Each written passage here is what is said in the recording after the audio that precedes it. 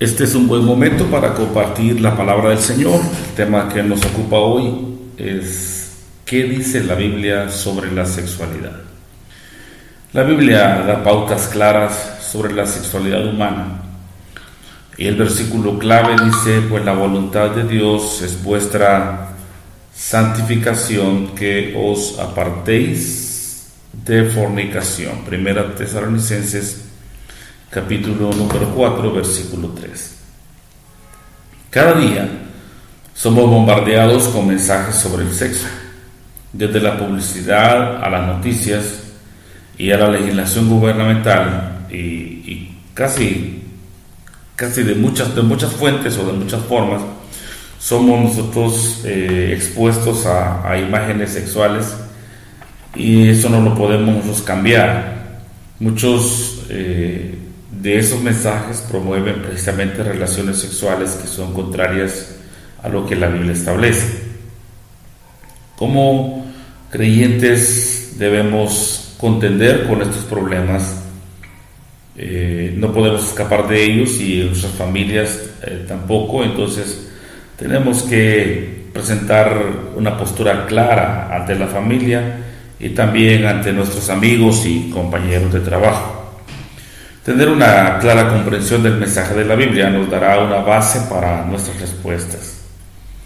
A veces somos renuentes a hablar de la sexualidad en el hogar o en la iglesia, pero debemos estar seguros de que nuestros niños y jóvenes están recibiendo información de otras fuentes y en la mayoría de casos una información distorsionada. ¿Debe el sexo limitarse a las parejas casadas? ¿Es aceptable que los homosexuales se casen y adopten hijos? ¿Puede cada ser humano decidir su género y cuando hay baños sanitarios designados para hombre y mujer usar el que elija? Felizmente la Biblia aborda la esencia de la mayoría de estos asuntos. Debemos saber que la sexualidad es creación de Dios.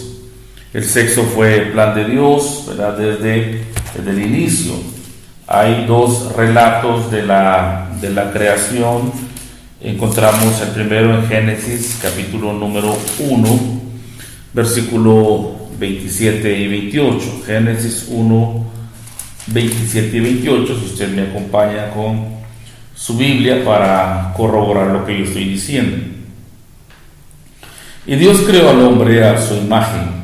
Lo creó a imagen de Dios, hombre y mujer los creó. Versículo 28. Los bendijo Dios con estas palabras: reprodúzcanse, multiplíquense y llenen la tierra, domínenla, sean los señores de los peces del mar, de las aves de los cielos y de todos los seres que reptan sobre la tierra. Este es el primer pasaje, ¿verdad?, que hemos visto, hemos leído. Y entonces aquí vemos que Dios tuvo la intención, y Dios así lo hizo, de crear dos géneros, masculino y femenino, que se van a complementar entre sí. Fueron creados ambos géneros de igual valor, ya que ambos son hechos a la imagen de Dios. Entonces estos relatos, el capítulo 1 que vimos, nos va a mostrar la igualdad, y en el capítulo 2 vamos a encontrar la complementariedad. Es cuando Dios dice en el capítulo 2, ¿verdad?, no es bueno que el hombre esté solo. Dice Génesis 2 que para el hombre no se halló una ayuda adecuada, una ayuda idónea. Y entonces el texto dice que Dios creó a Eva de Adán, de la costilla de Adán, y la trajo a este hombre para que fuera su ayuda, su complemento. Entonces, ciertamente la igualdad de Génesis 1 no significa identidad, sino significa complementariedad. Somos iguales, pero diferentes, y eso es lo que cuesta asimilar. Dado a que hemos sido creados con igual dignidad, hombres y mujeres, debemos respetarnos, amarnos, servirnos y no despreciarnos mutuamente. Dado de que somos complementarios entre sí, pues así nos ha creado Dios, el hombre y la mujer, debemos reconocernos diferentes y no tratar de usurpar el rol distintivo de cada uno. Dentro de nuestra cultura consumista existe un entendimiento superficial de las relaciones sexuales. Lo entienden como la autosatisfacción momentánea, como cuando satisfacemos un capricho, algo que los participantes pueden considerar como insignificante. Pero en realidad las relaciones sexuales van mucho más allá. Van mucho más allá que la satisfacción de un capricho o un deseo. No, es más que un placer del momento, más que como comerse un helado, aunque sí lo quieren ver, sino que es una acción que forma el carácter. La manera en que una sociedad practica la sexualidad le da forma a la misma sociedad, la define. Si una sociedad usa la sexualidad dentro de un contexto de egoísmo, de manipulación, de desconfianza y traición, la sociedad tiende a convertirse precisamente a tener esos valores: egoísta, manipuladora, desconfiada y traidora. Entonces tenemos que recuperar la sexualidad humana para los propósitos para los cuales Dios los creó. El primer mandamiento que recibieron Adán y Eva fue que fructificaran y se multiplicaran. Este mandato, en forma de una bendición, nos recuerda que Dios bendice las relaciones sexuales en el contexto adecuado. Los creyentes no debemos sentirnos avergonzados por las relaciones sexuales en el contexto del matrimonio, porque este es un buen regalo de Dios, ¿verdad? Y sigue siendo el plan de Dios, a pesar de que los años han pasado, la cultura también ha evolucionado o involucionado, como usted quiera llamar. El hecho es que es una cultura cambiante, a pesar de todos los adelantos tecnológicos y de todo lo que podemos argumentar. La relación sexual entre un hombre y una mujer sigue siendo el plan de Dios. Toda sociedad entonces ha tenido que lidiar con el desbordamiento de la sexualidad, y en el pueblo de Dios pues no es la excepción. Se ha tratado de evadir el mandamiento de la unión sexual de por vida entre un hombre y una mujer, y en el capítulo 19 de Mateo, versículos 3 al 6, los fariseos llegaron a Jesús con la intención de tentarle y le preguntaron sobre las causales del divorcio. Algunos consideraban que las causas pequeñas eran causas justas, otros no estaban de acuerdo. Jesús respondió acudiendo a las escrituras sobre la historia de la creación. En el matrimonio los dos se convierten en una sola carne, y al hacerlo, Jesús afirmó que el matrimonio y la relación sexual fue idea de Dios desde el principio y sigue siendo su plan. Hombre y mujer. Luego, al avanzar en el texto bíblico, nos trasladamos a 1 Corintios, ya en el Nuevo Testamento, capítulo número 6. 1 Corintios, capítulo número 6. Versículo 18. 1 Corintios 6, 18. La palabra del Señor nos dice de la siguiente manera: ¿acaso ignoran que el cuerpo 18, huyan de la inmoralidad sexual? Cualquier otro pecado que el hombre cometa ocurre fuera del cuerpo, pero el que comete inmoralidad sexual peca contra su propio cuerpo. ¿Acaso ignoran que el cuerpo de ustedes es templo del Espíritu Santo que está en ustedes y que recibieron de parte de Dios, y que ustedes no son dueños de sí mismos? Bueno, ahí sigue el texto hasta el capítulo 7, versículo 5. Huir de la inmoralidad, dice el texto, y cualquier otro pecado que el hombre comete está fuera del cuerpo, pero la inmoralidad peca contra su propio cuerpo. Recalcamos que las relaciones sexuales son más que una simple satisfacción física, carnal, sino que hay un elemento intrínseco, hay algo más que da forma a nuestro carácter. Huir de la inmoralidad, y probablemente Pablo tenía en mente a José en Egipto cuando huye de la esposa de Potifar, cuando ésta trata de seducirlo. En este mandamiento, Pablo usa el verbo huir en tiempo presente, lo que apunta a una acción continua. Exhorta a los corintios a que eviten la inmoralidad que se encuentra tan común en esa degenerada sociedad corintia. Cualquier otro pecado que el hombre comete está fuera del cuerpo. ¿Qué quiere decir Pablo con esta breve afirmación?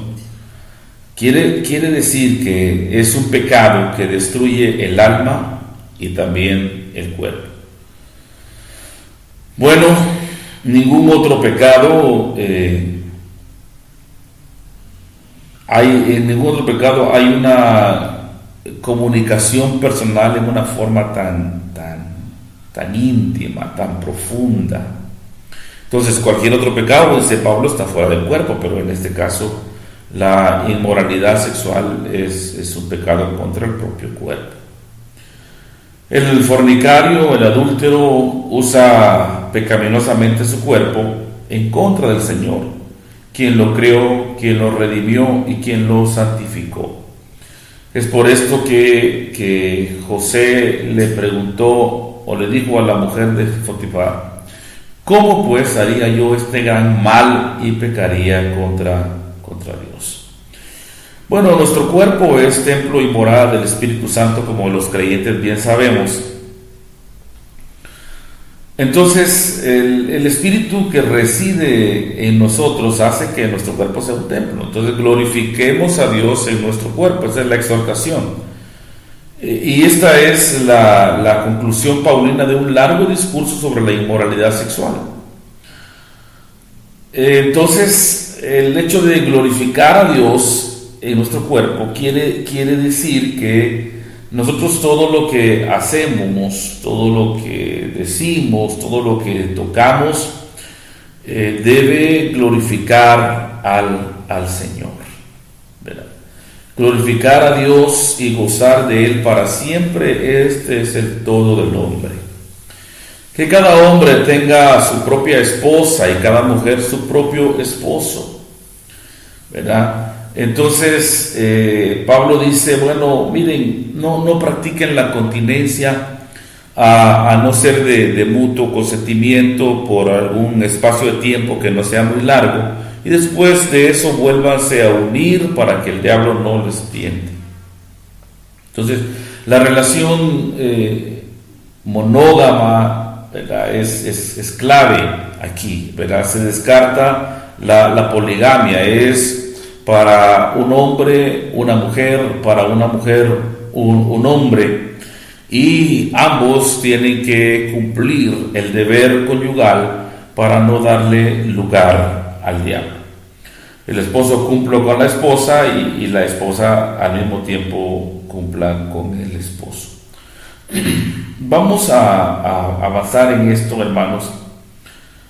El apóstol Pablo nos recomienda pues que cada uno debe tener su propia esposa en santidad y no en pasión de concupiscencia.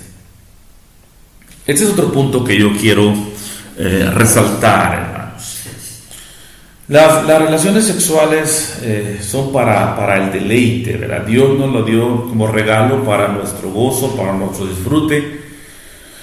Pero no es solo para eso, también es para la procreación, ¿verdad? Hay varios fines o razones de las relaciones sexuales en los seres humanos. Y como digo, es el gozo, es el deleite, es la compañía, es el apoyo espiritual, moral, pero también es la procreación. Entonces el consejo de Pablo aquí es que cada uno tenga su propia esposa. Es mejor casarse que quemarse. Ahora, la soltería también es una opción. La soltería es una opción. No podemos pensar que no, pero es un llamado especial, ¿verdad? a las personas. Y de hecho, pues si alguien tiene ese don de continencia, hay que respetarlo y hay que valorarlo y no presionarlo, ¿verdad? La soltería es un estado, es una decisión, y se puede servir a Dios siendo soltero, obviamente. Pero si no se tiene ese don de continencia, es mejor casarse, ¿verdad? El matrimonio es el estado ideal, aunque Pablo dice, bueno le sería al hombre no tocar mujer, y también nos dice Pablo que el soltero tiene más cuidado de las cosas del Señor. Pero el hecho aquí es que la pureza sexual no tiene discusión, ¿verdad? Se nos manda a huir de la inmoralidad y a que vivamos en pureza y en santidad, y aún siendo casados y practicando las relaciones sexuales en pareja conforme a Dios lo ha mandado.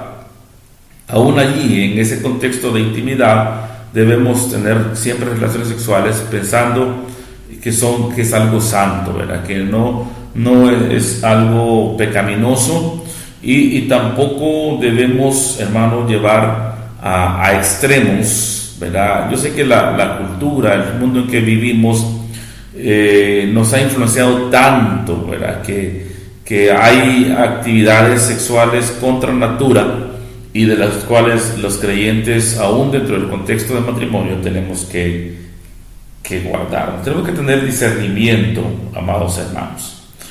La tercera cosa que debemos considerar aquí es un tema bien fuerte, porque es las relaciones homosexuales.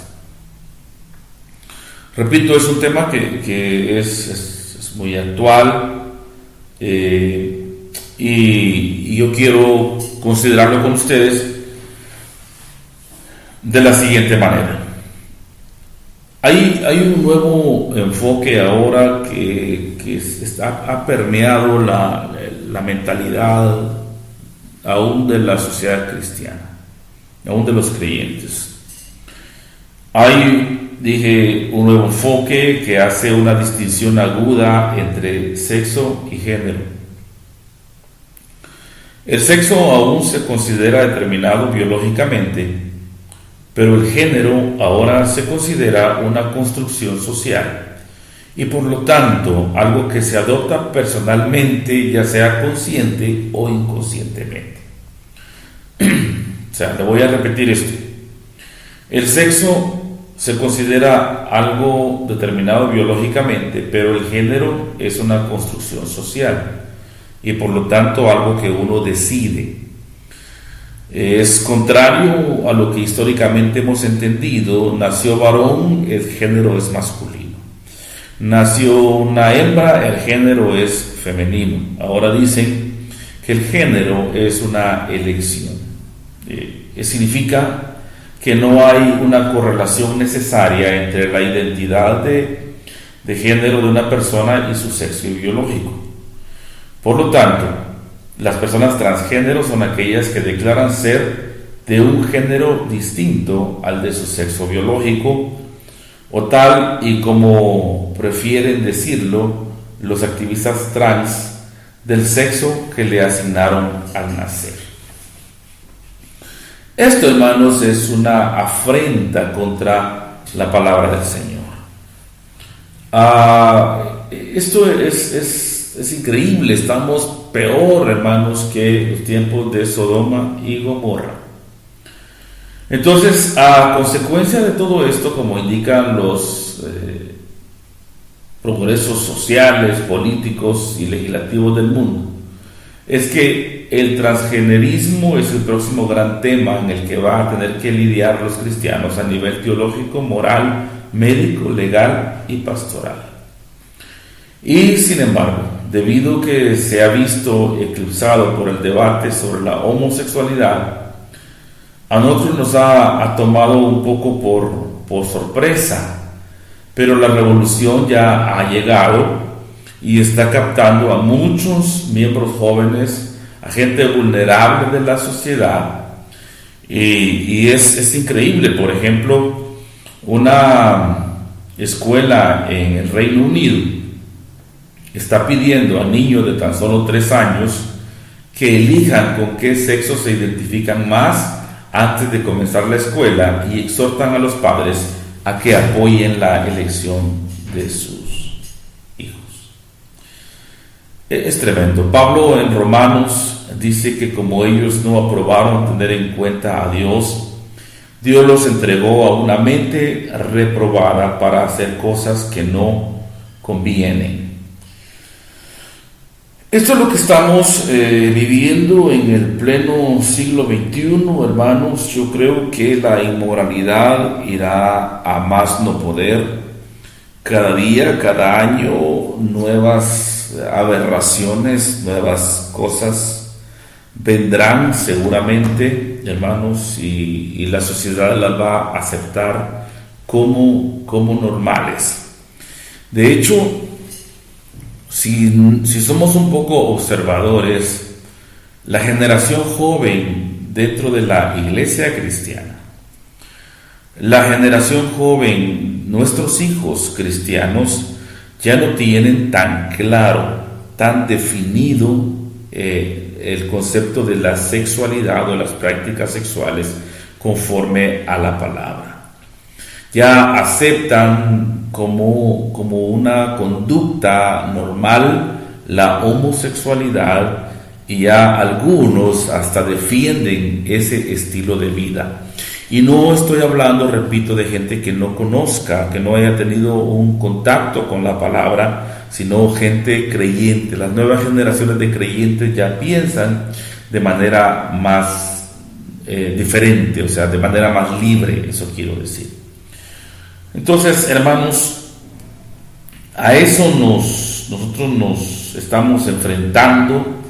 A casi todos conocemos gente homosexual, o incluso tenemos familia homosexual. Entonces, ¿cuál es el dilema? ¿Cuál es el problema? El problema es que la Biblia dice que eso no es lícito. De hecho, hermanos, aquí en estos textos dice claramente: dejará el hombre a su padre y a su madre y se unirá a su mujer.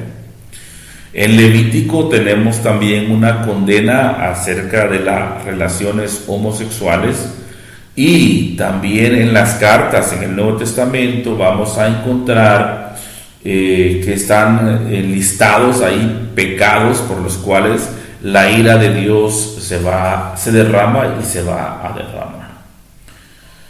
Entonces, ¿qué podemos argumentar acerca de esto? Bueno, repito, en Romanos Pablo nos dice que esto es un juicio de Dios, que Dios los entregó a pasiones que traen deshonra, que las mujeres cambiaron su relación natural por aquella que es contra la naturaleza, etcétera, y que esto sucedió porque, habiendo conocido a Dios, no le glorificaron como Dios ni le dieron gracias. Pero lo que nos ocupa hoy no es la orientación sexual, ya sea heterosexual, ya sea homosexual, ya sea asexual. No es lo que nos ocupa aquí. Lo que importa es lo que la persona hace con su sexualidad. Vamos a distinguir entre la orientación homosexual de las prácticas homosexuales. Es cierto, hermanos y amigos, que algunas personas genéticamente ya sea porque hay un descontrol, hay algo anormal. Esto es muy probable, pero es una probabilidad de 1 en millones de personas. Escúcheme esto. Y entonces esto no valida una regla. Es posible que haya una malformación, que haya una deformación, que haya algo genético y algún varón o alguna niña nazca con alguna situación anómala. Es muy probable, pero eso es un caso en millones de nacidos. Entonces no puede normalizarse, no puede validarse una norma por un caso aislado. Otra cuestión que es cierto es que es muy probable que el contexto social en el cual se han creado no ha contribuido pero digamos, no ha fomentado la masculinidad o la feminidad. Pero eso, le digo, son casos especiales aparte. Pero aquí una persona puede tener una inclinación homosexual, pero repito, es lo que hace con esa inclinación, ese es el problema.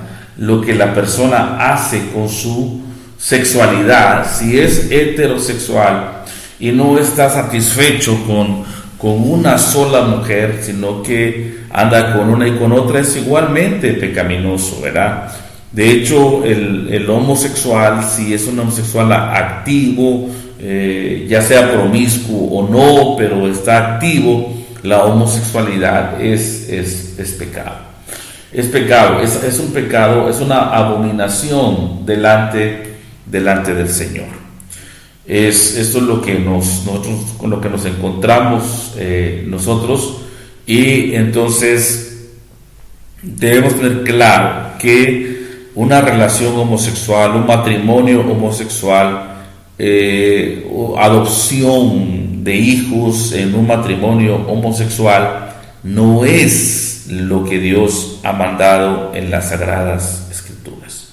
No es lo que la Biblia nos enseña, ¿verdad? El hombre y la mujer son complementarios y crean en el hogar el ambiente ideal para el crecimiento, para el desarrollo de los nuevos seres, de tal manera que estos puedan honrar al Señor, bendecir el nombre del Señor. O sea, es la atmósfera adecuada para que sean personas que cuando tengan la edad ellos puedan conocer al Señor. Lamentablemente la homosexualidad no provee esto. Le digo, 2 hombres no pueden ser complemento, esto es obvio, ¿verdad? Y lo que sí, hermanos, quiero decirles es que tenemos que orar al Señor y tratarlos con amor, con el amor del Señor, ¿verdad? Tal vez la discriminación, la etiqueta, la burla y todo eso tampoco obra la voluntad de Dios. Tenemos que orar por ellos, tenemos que amarlos y mostrarles el camino y también invitarlos a que se arrepientan.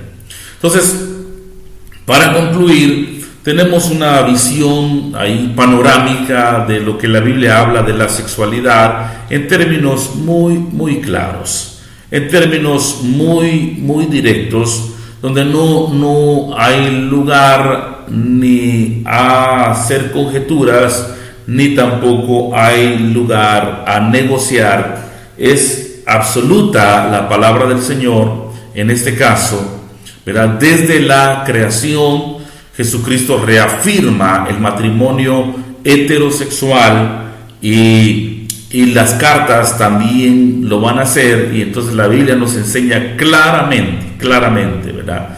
El matrimonio entre un hombre y una mujer, y es en la unión sexual donde se cumple y los dos serán una sola carne. Así que el Señor les bendiga. Yo sé que es un tema polémico, pero que tenemos que abordar. Yo les aconsejo que lo hagan en el entorno familiar, que sus hijos sepan claramente qué son y ayúdenlos, hermanos, a reafirmar su género y su sexualidad. Dios les bendiga.